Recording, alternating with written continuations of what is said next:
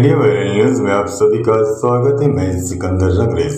यावल तालुका के चिंचोली गांव के पास 10 जुलाई गुरुवार की रात 9:30 बजे प्रमोद बाविस्कर होटल बंद कर जलगांव जाने के लिए अपनी कार में सवार हुए। उसी समय दो लोग बाइक पर आए और बियर की मांग की। बाविस्कर ने बताया कि होटल बंद है। इससे गुस्साए हमलावरों ने प्रमोद बाविस्कर पर सीधे फायरिंग कर दी। इस हमले में बाविस्कर गंभीर रूप से घायल हो गए। घटना के बाद हमलावर मौके से फरार हुए। बाविस्कर को उनके बेटे और अन्य कर्मचारियों ने तुरंत जलगांव के एक निजी अस्पताल में भर्ती कराया। फिलहाल उनकी हालत स्थिर है।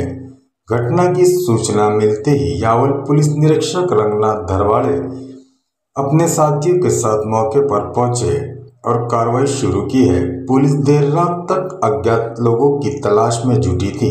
आप देखते रहिए इंडिया वायरल न्यूज।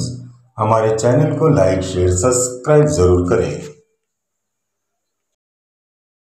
आपलं नाव? रतन रमेश वानखेडे। बरं, काय नेमकी घटना होती? घटना अशी घडली साहेब की आम्ही हॉटेल बंद केली। हॉटेल बंद करून आम्ही गाडीत बसलो। गाडीत बसताना एक अनोखी व्यक्ती आला आणि त्याने सांगितलं की बाबा आम्हाला बियर अवेलेबल पाहिजे, पण तो का आम्ही त्याला सांगितलं की आमची हॉटेल बंद झालेली आहे, तर आमच्याकडे बियर अवेलेबल नाही आहे, दुकान बंद झालेलं आहे। तिथून जवळपास केनगाव गाव आहे, 1-1.5 किलोमीटर रोड, तिथं तुम्हाला बियर मिळेल, तुम्ही तिथून घेऊ शकता।